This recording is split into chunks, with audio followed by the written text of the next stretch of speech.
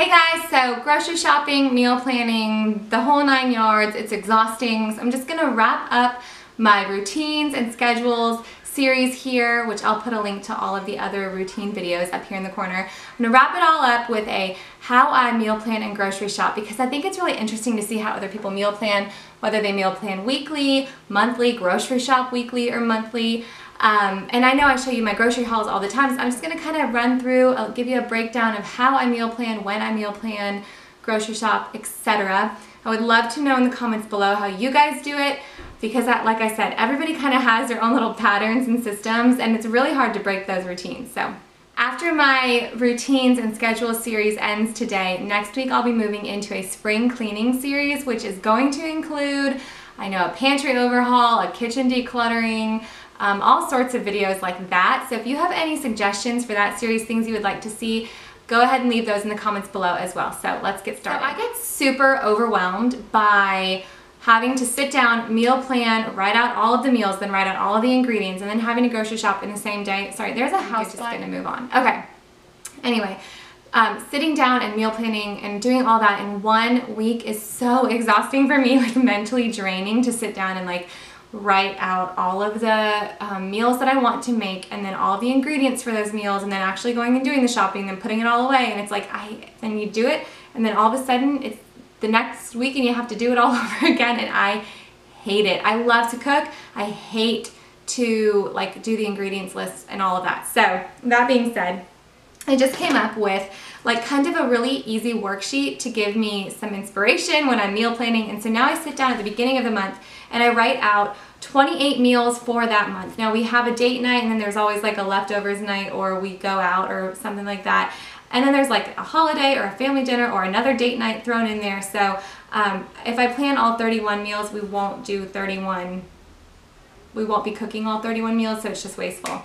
So I figured that if I write it all out at the beginning of the month, it keeps us from doing the repeat spaghetti nights once a week, which is what I do every time I fall into a rut. If I write it all out at the beginning of the month, it gives me more vegetarian or plant-based options, because otherwise, again, it would just be like a lot of veggie tacos, veggie spaghetti over and over again. So I like to write it all out at the beginning of the month. So what I've done is I've broken it down into like 14 different categories. For me, that's just for fun. Those categories are breakfast, casserole, classic, cold, crock pot, easy, family fun, which is usually like pizza or a picnic, favorites or requests from John, new recipes, which I love, but you totally don't have to do. I know like cooking is fun for some people and misery for others. A one pot or one pan meal, a pasta dish, a grilling night, super salad, and sandwiches. So I'm just going to tell you what I have written down for those categories at the end of the video. But basically I just write all those down, and then when it comes time to grocery shop, just go and just run down in order of the list and just write them all out in my planner, and then it makes it so much easier.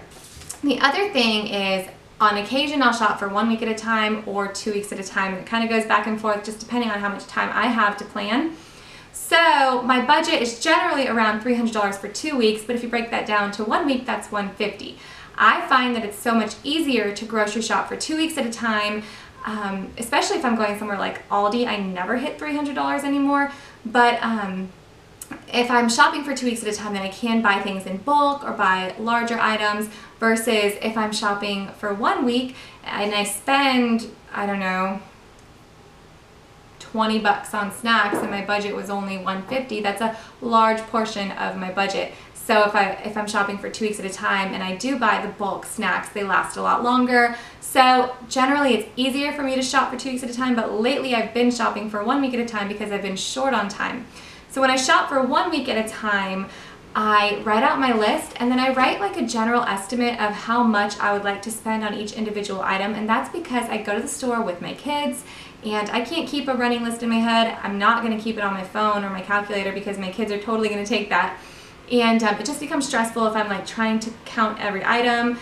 Not that we necessarily stick really closely to our budget, but I'm trying to get better at it. So I find, like in my grocery haul from last week, you might have heard me say, oh, I grabbed a second sour cream because I underestimated or overestimated how much they cost. I had written down like $4 for sour cream and it was $2. I'm like, well, I may as well get 2 then because I know we're going to use it soon. But say, so I just try to stick around, you know, 50 to 75 cents above or below that number, and everything pretty much evens out at the checkout. I might fluctuate by like 10 bucks or so. So that's what I do. I generally just write out the ingredients for the dinners first, write down the cost for each and every ingredient, just kind of generally where I would like to stay for that item, add it up, and then that gives me like a price for how much I have left for extra produce and extra snacks. So for example, this last week, I had written down all of my grocery items, including like the canned goods and the produce, and just an estimate of everything that I wanted. And then it came out to like $123. So then I had $27 I could spend on additional produce and additional snacks. Now, if I'm shopping for 2 weeks at a time, what I do is I don't really count each item individually because, like I said, I don't generally hit $300 in one grocery trip. It just happens to fall that way. But I'll take the remainder, and then the following week, that's how much money I know I have to do like a restock on produce. And for that, I either just do Sam's Club order pickup and order my produce online, and then I know exactly the amount that I have left in my grocery budget and exactly how much the cost is, because as you're adding things to your cart online, it's telling you your total, so you're not really getting distracted and grabbing other things.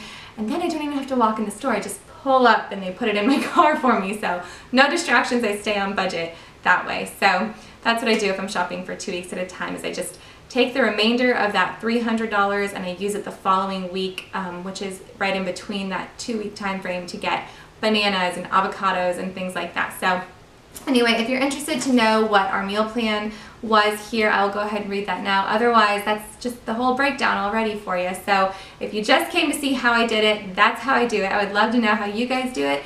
If you would like a little more info in how I plan and what I've planned for the month, I'll tell you that right now. So for breakfast, I have French toast casserole, yogurt and fruit, and quiche and fruit. Like I said, I do 2 items from each category, the 14 categories. That makes 28 meals.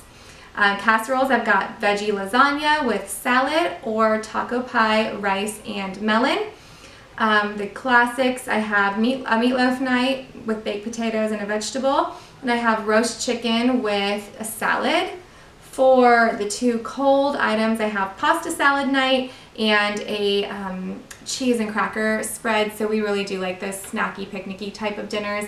I don't know if it's just because we live in Florida and we will, you know, pack up and go to the beach for dinner, or just sit outside often for dinner. The other night we just sat in the driveway and ate because the kids were playing outside. So the cold dinners aren't really too abnormal for us, but I can imagine if you live up north, like a pasta salad doesn't make sense for February. So for crock pot meals, I have a vegetable curry and Mississippi roast. For the easy meals, I have black bean quesadillas. I can whip that up in 20 minutes. And baked potatoes, again, super easy. And those I use for nights that we have like dance and violin and yada, yada, yada. The family fun meals are always basically pizza and salad. The favorites or requests this month, John asked for eggplant parmesan, and then, did I do? Oh yeah. And then tostadas. Those are like our favorite ever. So I have to at least put that on every month. And then for the new recipes this month, we did spring rolls and a chimichurri shrimp and rice. 1 pot meals were veggie stir fry and breakfast burrito bowls. Pastas was veggie spaghetti and broccoli alfredo. The grilling nights were kebabs and fruit, and then John did fresh fish tacos.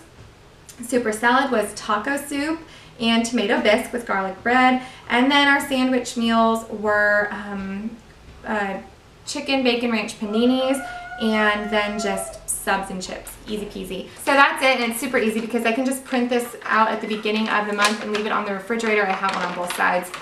Leave it on the refrigerator, and then as I come across recipes that I want to use for the following month, I'll just go and write it down, and then I have my chart like halfway filled out by the time I go to sit down and meal plan. Anyway, so that's that. Let me know in the comments below how you guys meal plan and grocery shop, or if you hate it as much as I do. Like I said, I love to cook. I just hate the ingredient listing. It's just... So I will see you guys later. Bye.